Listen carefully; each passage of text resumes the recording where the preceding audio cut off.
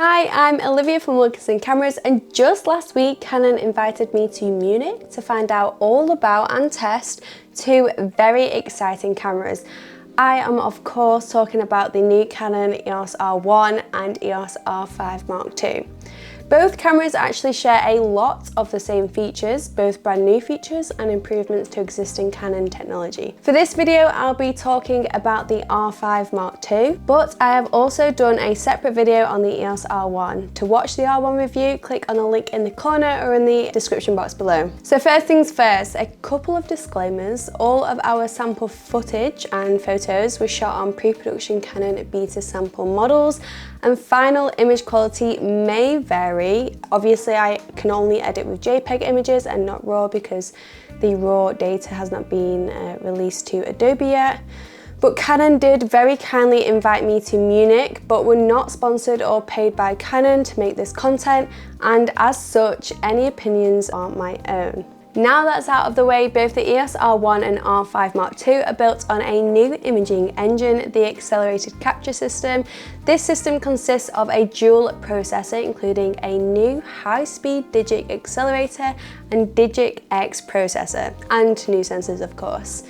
This new engine brings big advancement to autofocus, image quality, stills, video, and overall reliability of both cameras. The EOS R5 Mark II is a high-resolution, fast hybrid camera aimed at professionals, enthusiasts, and video creators, and is designed to perform in both stills and video, further building on the original R5 and EOS 5D series before it.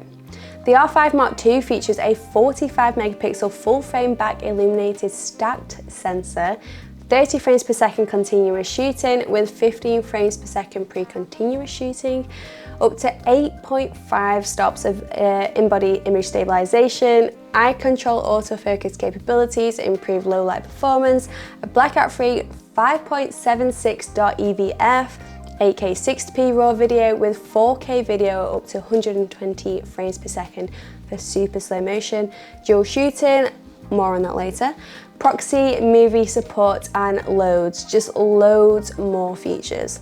It's an absolute beast. I've got loads to talk about, so this is a super long video, but trust me, you're going to want to find out about all the new features, so grab yourself a brew. Canon told me that they've listened to the existing Canon R5 users, taken the best bits of the EOS R5 and made them even better. Right. Let's get into the key features of the R5 Mark II. Starting with accelerated capture, that's the new imaging engine and Canon's most powerful imaging processing system in an EOS camera to date. It combines a Digic accelerator processor, Digic X processor, and a brand new 45 megapixel stacked sensor. Together, these can process a huge amount of data incredibly quickly, which means fast, accurate autofocus, huge frame rates in stills and video, with very minimal rolling shutter. This was extremely noticeable when I was in the arena with the athletes. The AF was speedy, the buffer was non-existent, and the high frame rates captured every bit of movement, almost like a video. Perfect for sports and wildlife photography and anything with fast action. Speaking of action, a new feature called Action Priority will recognise typical movements in football, basketball or volleyball, and it can track your key players automatically. It is also worth noting that this is only available in stills with electronic shutter and works best when the subject isn't too small or is right next to a crowd, for example. Current R5 users know how incredible the autofocus is. It's fast, accurate, and hits most, if not all, images with sharp focus thanks to the dual pixel CMOS AF2. The R5 Mark II has the next generation autofocus system, the dual pixel intelligent autofocus, thanks to the accelerated capture, and Canon has improved tracking. So autofocus tracking now supports subject crossing. So if you've selected a specific player, the tracking will continue even if they're briefly crossed by another player. I found this to be really accurate when I was testing it against the basketball players, and it's a great improvement for sport photographers. Canon have combined the servo autofocus cases, so cases from 1 to 4 have been integrated into auto and manual options, where you can then customize characteristics. In simpler terms, this means that the camera can manage all 4 cases in one setting, making it more straightforward and easier for you as a photographer. Moving on to registered people priority, you can store faces and set these as a priority for both stills and video. You basically take a photo of your subject, register it in the camera, and the camera will detect their face and prioritize focus and brightness, etc. This was previously available on the EOS R3, so it's nice to see this is now on the R5 Mark II as well. I use this feature all the time on my Sony filming kit to make sure the camera always detects Alex's or my face. You can register up to 10 people, which is brilliant for larger events like press events, sporting events, weddings, and so on. Another feature we've already seen on the R3, which has also been improved, is eye control autofocus. This doesn't mean that the camera will track subjects as you look at them. It works by using your line of sight to move the focus point instead of using the joystick on the back of the camera.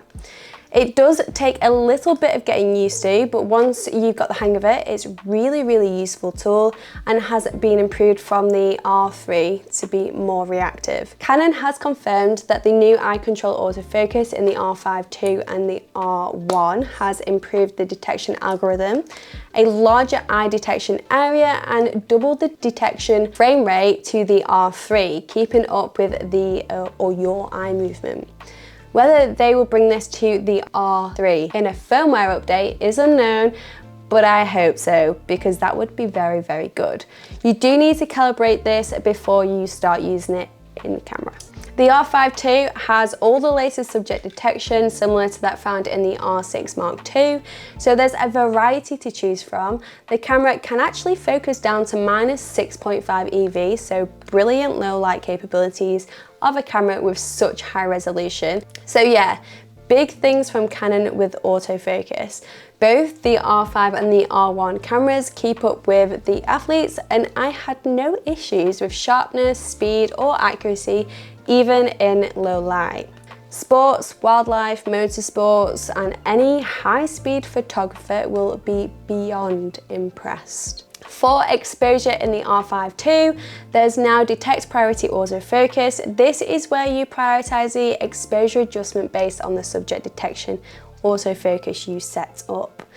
They've also improved the metering and white balance by increasing the number of metering zones from 384 zone metering found in the original R5 and R3 to 6,144 zone meterings.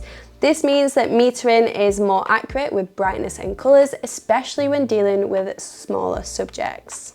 Thanks to the new stacked sensor and the faster processing speeds in the EOS R5 Mark II, there's significantly reduced rolling shutter, which you're going to need when you're shooting at high frame rates or shooting video. For stills, this shoots up to 30 frames per second continuous shooting in 14-bit RAW with blackout-free display servo AF. That is only with compatible lenses, of course. I don't have a list with me at the moment, but I assume it will be with most, if not all, RF lenses. I'll put some info in the description box below when I find out more info. There's also pre-continuous shooting up to 15 frames per second. When enabled, it starts recording images into your camera's buffer memory as you half press the shutter button. When you fully press the shutter button, up to 15 frames from before full shutter release will be recorded onto your memory card. This works with RAW files as well as JPEGs with servo AF, but only with electronic shutter. It's especially useful for wildlife photography, where your subjects are less predictable and our human reactions are simply too slow to react to a bird, for example, suddenly taking off. Moving on to dual shooting. This is pretty cool for certain scenarios. Dual shooting mode allows you to record full HD 30 videos at the same time as taking 33 megapixel 16:9 ratio images at up to 7 frames per second. There are some drawbacks here in that your video is limited to full HD, your stills to widescreen ratio JPEGs, and in all honesty, I can't see a time where I would particularly use this feature but I do think this will be an interesting feature when it's a little bit more developed in a few cameras' time. The R5 II features in-camera raw image processing with neural network noise reduction.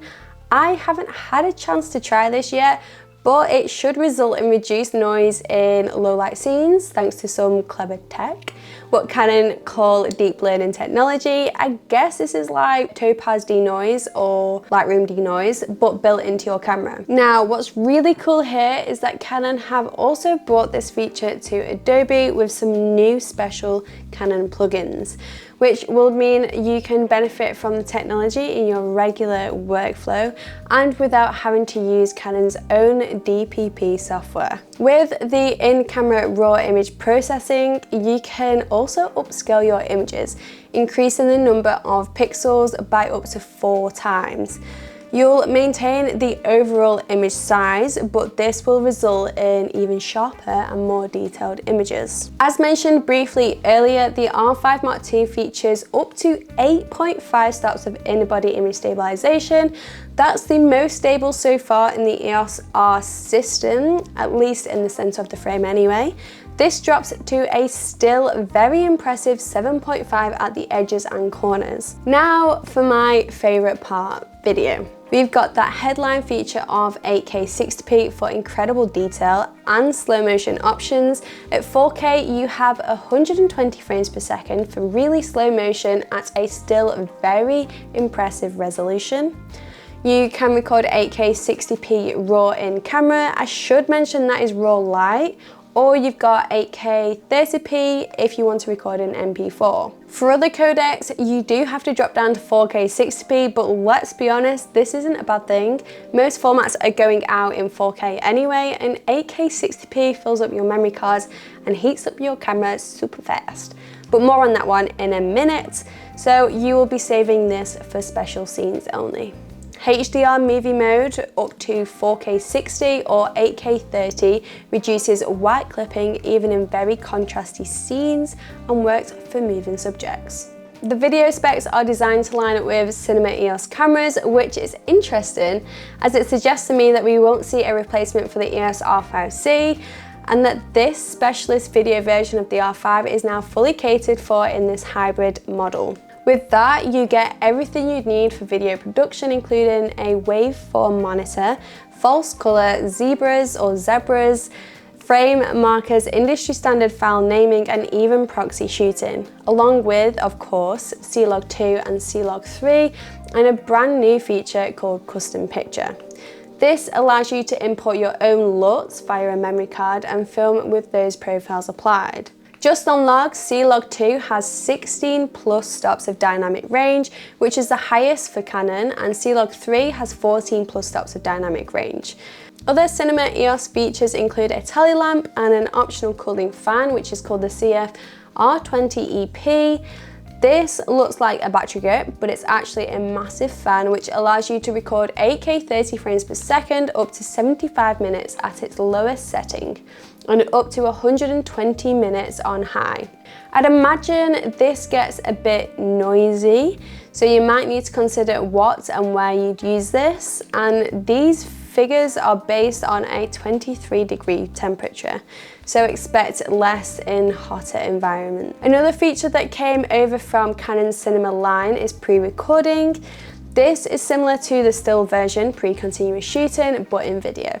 So pre-recording allows you to capture a few seconds before recording. This will be great for those moments you're very close to missing, like in weddings or in wildlife.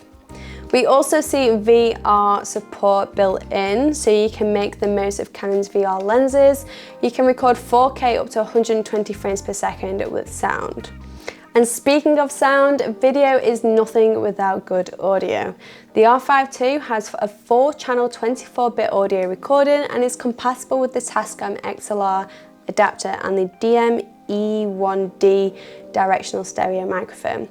This is great because it slides straight onto the multifunction shoe with no cables, keeping your setup super nice and neat. There's an extensive amount of audio settings within the menu, so there's plenty to choose from. Build-wise, you'll feel right at home if you have an R5, as it's built on the same chassis and weighs just 6 grams more. It's a magnesium alloy body, so it's robust and of course dust and water resistant, and it's generally built to high professional standards to be a real workhorse. As you'd expect, there is a small settings screen on the top of the camera. The rear LCD monitor is a multi-way and fully articulated screen.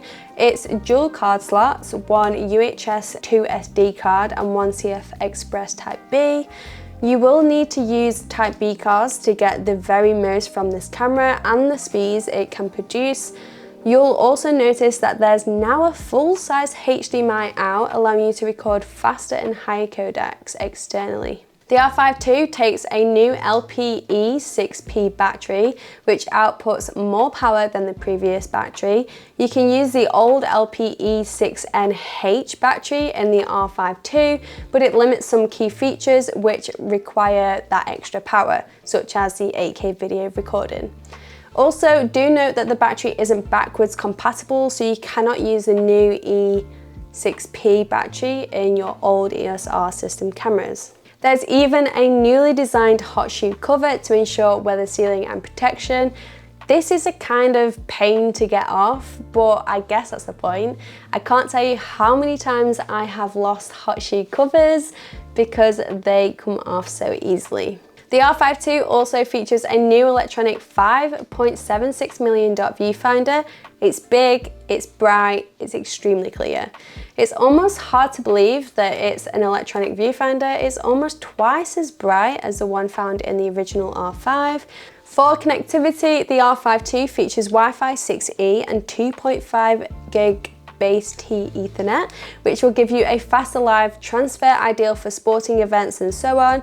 There's FTP multi-thread, automatic access point connection, a single wired wireless register, and a camera control API. The R5 II body only will launch at 4499, and with the RF24-105 f4L lens, it will launch at 5699. People will be comparing this to other cameras in other brands, including the Nikon Z8, the Sony A9 Mark III, or the A7 R5.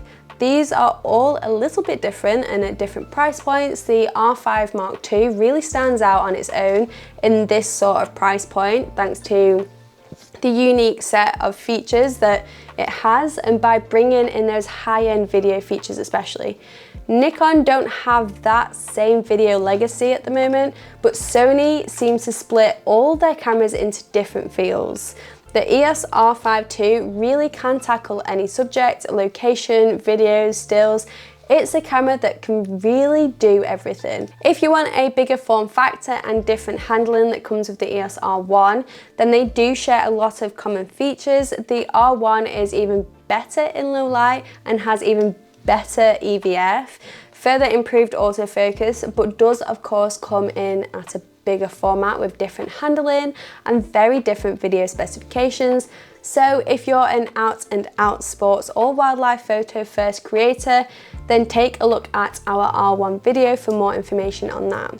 So what do you think? Is this what you wanted to see from the R5 Mark II? Will you be upgrading? What would you want to know more about in a follow-up video? As always, please let us know in the comment section. We always try our best to reply. Please like this video and subscribe to our channel if you enjoyed it, and you can also follow us on Instagram and TikTok for more content. Thanks for watching, and we'll see you very soon.